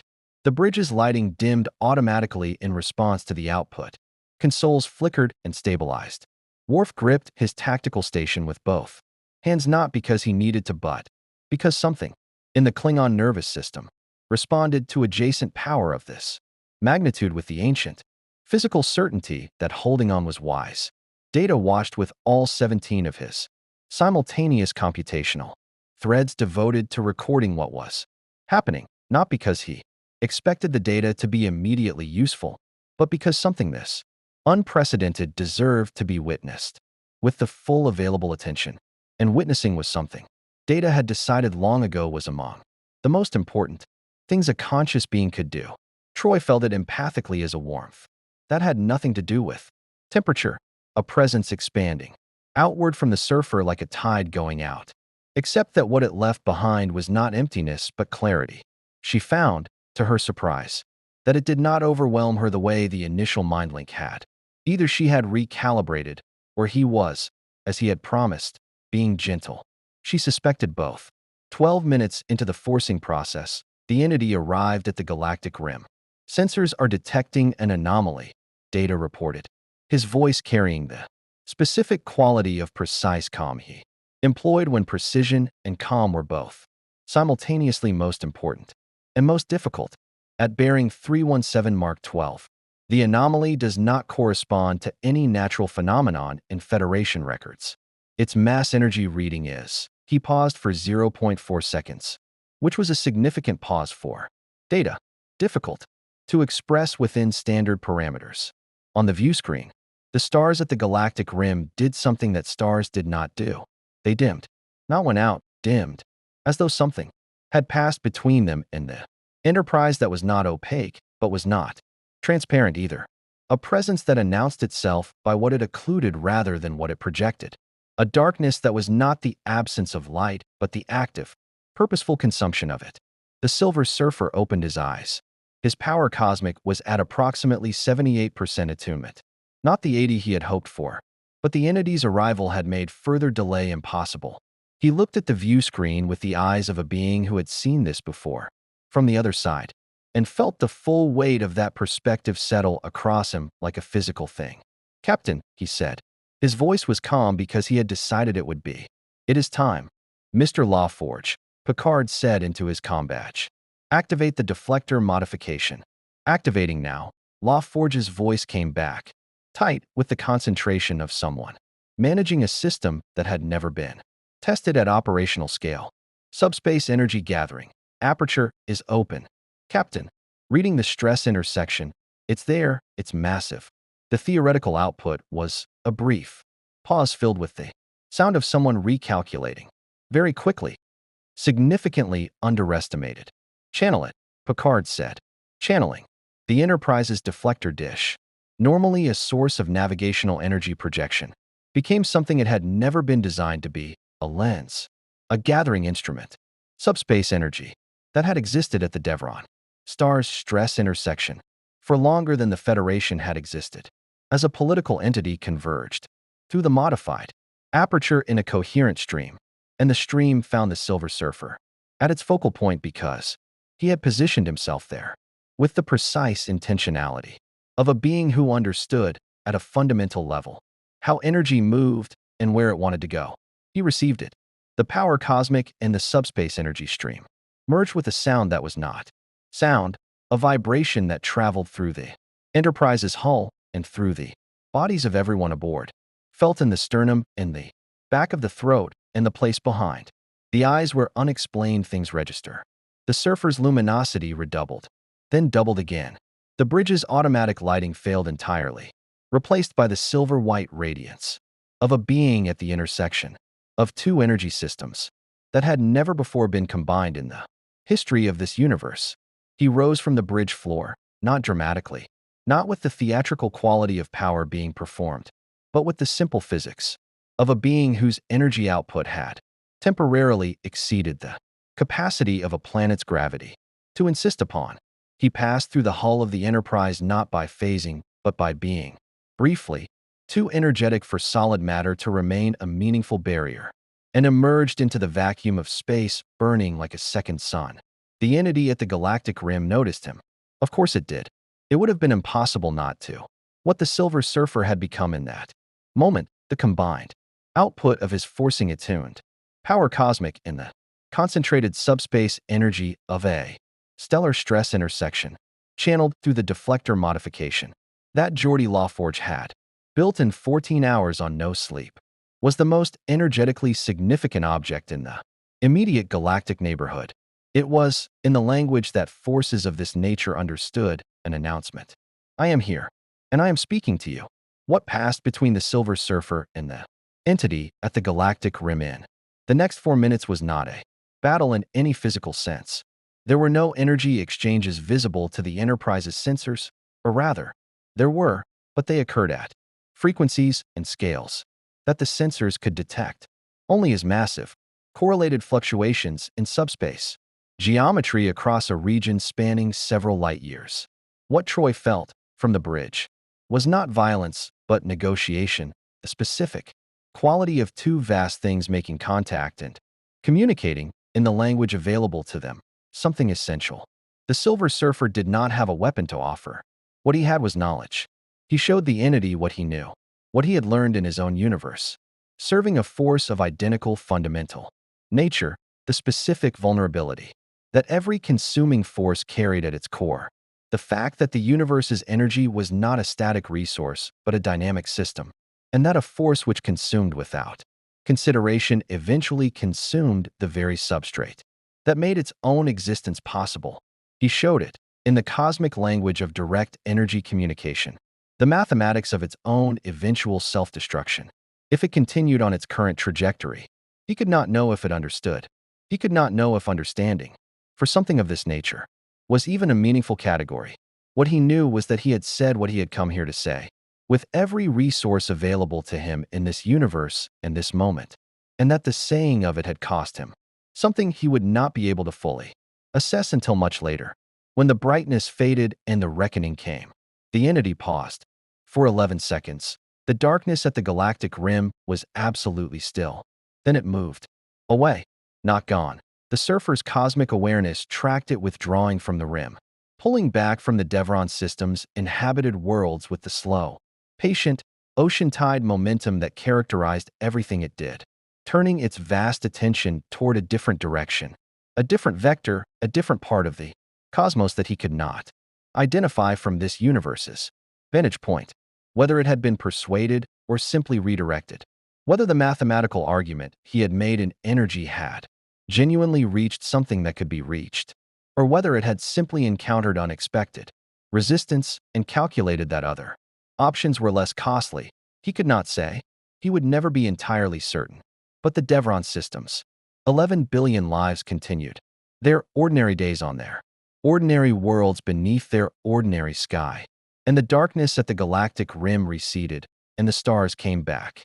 The Silver Surfer returned to the Enterprise at reduced luminosity, passing back through the hull, with the quiet inevitability of a tide returning to shore, and settled onto the bridge floor with the careful deliberation of someone managing a body that had just been asked to do something extraordinary and was now presenting the bill.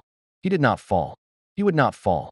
But he stood, with the particular stillness of something that had spent itself significantly and was in the process of honest accounting, cataloging what remained, what had been consumed, what would return, and what might not.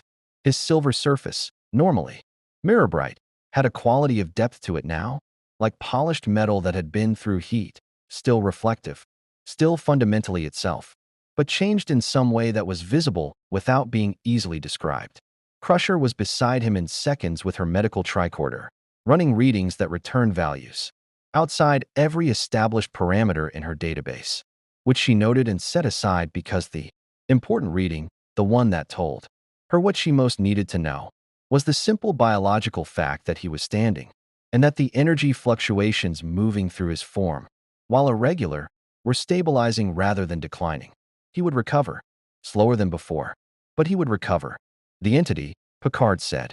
He was standing at the center of the bridge, with the focused stillness of a man waiting for a report he was not certain he wanted. Withdrawing, the surfer said, from this region, from the Devron system, from the immediate galactic neighborhood. He paused, and the pause had the weight of a qualification he was choosing, his words around carefully. It has not ceased to exist. It has not been destroyed. It has redirected. He met Picard's eyes directly.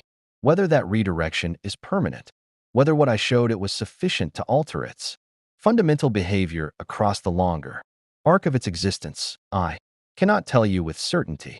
What I can tell you is that 11 billion people on 3 worlds will see their sun rise tomorrow. The bridge absorbed this with the particular quality of silence that follows an enormous thing. Not celebration, not yet, but the collective exhale of people who have been holding something very heavy for a very long time and have just been permitted to set it down. Worf spoke first, because Worf always spoke first when something had been decided by force of will and commitment rather than by the clean mathematics of tactical superiority, and he recognized that quality instinctively. It is enough, he said, not enthusiastically, with the grave, considered certainty of a warrior who understood exactly what enough meant and did not use the word carelessly. Riker looked at Picard. Something passed between them in the wordless language of officers who had shared enough extraordinary moments to have developed a private vocabulary for them, acknowledgement, relief, and the already forming awareness that the paperwork this was going to generate was going to be remarkable.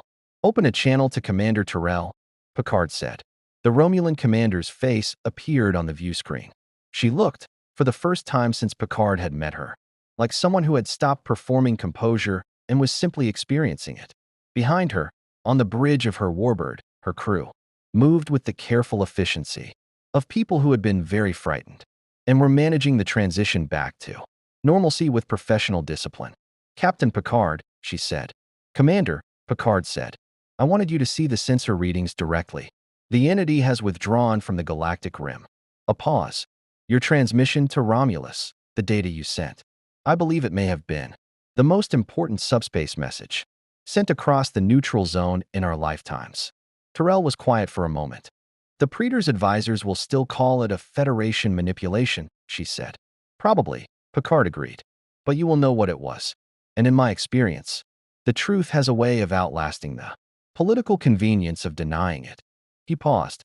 "I hope we will have occasion to speak again, Commander. Under less urgent circumstances." Something moved through Tyrell's expression that was not quite a smile but occupied adjacent territory. "As do I, Captain."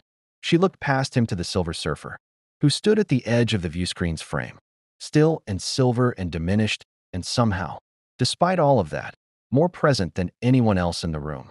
"And you," she said to him. "I did not expect to find myself grateful to a being from another universe." "Gratitude is not something I sought," the Surfer said, "but I receive it with respect." He paused. "Take care of your people, Commander. Whatever your empire's politics, they are worth taking care of." Tyrell held his gaze for a moment. Then she nodded, a small, precise inclination of the head that contained within it, Troy noted, more genuine respect than most formal diplomatic ceremonies managed to convey. The channel closed. Data submitted his full report to Starfleet Command 6 hours later. It was 47 pages of precise, annotated analysis covering every aspect of the Silver Surfer's arrival, the dimensional ruptures mechanics, the scout probe's nature and implications, the Borg engagement, the deflector modifications' theoretical and applied performance, and the entity's approach and withdrawal. It was, by Data's own assessment, the most significant scientific document he had produced in his Starfleet career. He noted this in the report's cover section with characteristic straightforwardness, because false modesty was not something he had been programmed for, and had not developed independently. The flag officer briefing, when it finally occurred, lasted 6 hours and generated questions that Picard answered from his ready room via subspace, with the patient thoroughness of a man who had anticipated every question and prepared for it. Admiral Nechayev, characteristically, wanted to know why Picard had shared classified sensor data with a Romulan vessel without prior authorization. Picard explained, with the contained precision of a man who had been right and knew it, that the circumstances had not admitted a prior authorization timeline. Nechayev noted this for the record. Picard noted this for the record. Picard noted that he expected she would. The question of the Silver Surfer himself, his legal status within Federation space, his diplomatic classification, his rights and obligations under Federation law, generated a subcommittee whose deliberations would continue for months. Picard was not surprised.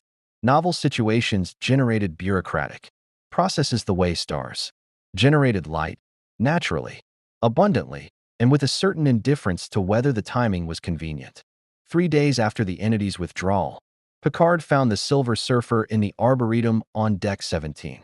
It was ship's evening. The Arboretum lit in the warm amber of its simulated dusk cycle.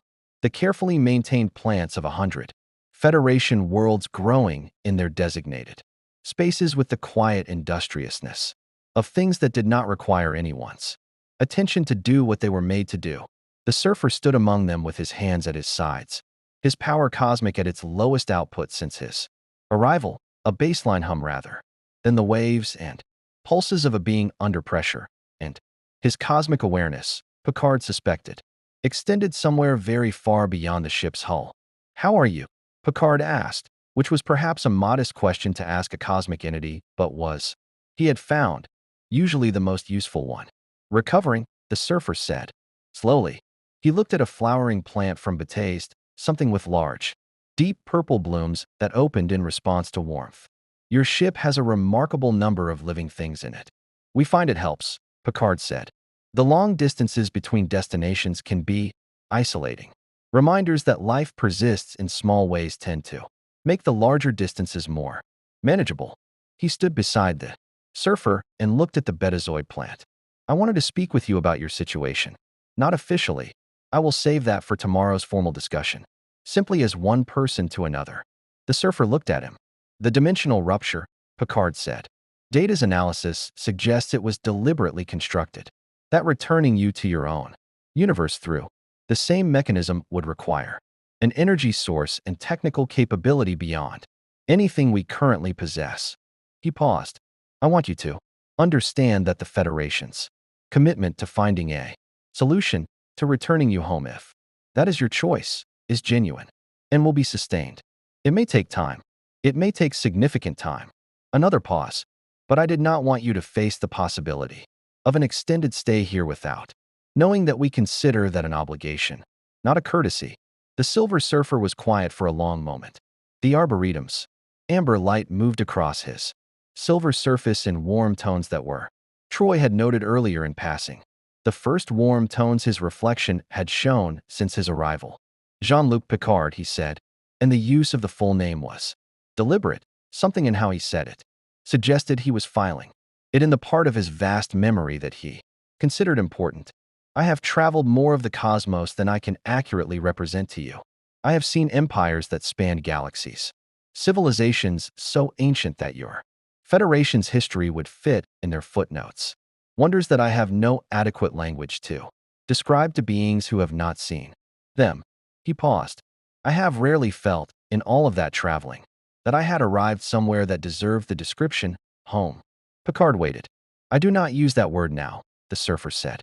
I am not prepared to use it yet, but I use a smaller word that is perhaps the beginning of it. He looked at the Enterprise's captain with those mirror eyes that had seen the consumption of worlds and the desperation of civilizations and, most recently, the extraordinary sight of a crew that had chosen to stand in the path of something incomprehensible and hold their ground through a combination of brilliance, stubbornness, and the specific quality of courage that belongs to people who are afraid and act anyway. I use the word enough, he said. This is enough. For now. Picard looked at the betazoid plant, which had opened its large purple blooms fully in the Arboretum's warmth, and allowed himself something that he kept, as a general rule, carefully managed in his professional life. He allowed himself to be glad. Outside the Arboretum's simulated dusk, the real stars burned through the hull in their ancient, indifferent beauty, the same stars that had watched something vast approach and then recede, the same stars that burned above 11 billion, lives on 3 worlds in the Devron system that continued their ordinary days in complete ignorance of how close the ordinary had come to ending. The Enterprise moved through them at warp, heading back toward the core Federation worlds with a hold full of data that would occupy scientists and diplomats and subcommittees for years, and a passenger who was, for the first time and longer than he could precisely remember, not certain what came next. For a being who had spent centuries in the certain service of inevitability, not knowing what came next was strange and strangely welcome. Starfleet would spend the next decade analyzing the dimensional rupture's mechanics, attempting, without success, to replicate the deflector modification at controllable scales, and arguing in subcommittee about the legal status of a being who existed outside every established category. The Romulans would officially deny that Commander Terrell's transmission had influenced Praetor policy and unofficially begin a quiet review of their galactic rim monitoring protocols. That would, 3 years later, detect 2 additional approach signatures and respond to them with a speed that surprised everyone who had not been in the observation lounge of the Enterprise D when a silver being from another universe explained what patience cost when the thing being patient was hungry. The Borg, having retrieved their scout cube and examined the falsified archive entry with the methodical attention they gave all data anomalies, would add the Silver Surfer to their designation list with the notation, reevaluate. They would not act on this notation immediately. They were, as always, patient. The Silver Surfer remained aboard the Enterprise, while Starfleet Subcommittee deliberated, which took considerably longer than the crisis that had necessitated it. He proved, in that time, to be a remarkable presence, not disruptive, not demanding, simply there, in the way that things of genuine depth are there. available, attentive, occasionally surprising. The crew with observations about their own universe that they had not considered from the outside. He helped LaForge solve a recurring plasma relay fault that had frustrated engineering for 8 months, not through any technological intervention, but by describing, from his cosmic awareness, the specific subspace harmonic that was causing the relay's material fatigue. He spent several evenings with data in what data described in his personal logs as the most philosophically productive conversations of his operational existence. He sat with Counselor Troy on 2 occasions and simply allowed her to ask him questions, which she did with the careful, grateful thoroughness of an empath who had briefly touched something vast and wanted to understand what she had felt without being overwhelmed by it again. He stood at viewports and listened to the universe, which was what he did when he was not doing anything else, because the universe had things to say and he had learned, across eons of moving through it, that listening was the beginning of everything worth knowing. And sometimes, in the ship's quiet hours, when the corridors were dimmed to night cycle, and the soft pulse of the warp core was the Enterprise's only conversation with itself, a faint silver light could be seen moving through the observation lounge, being standing at the wide windows, looking out at stars that were not his own, in a universe that was not his home, finding in both of those facts not despair, but the particular, difficult, necessary gift of beginning again.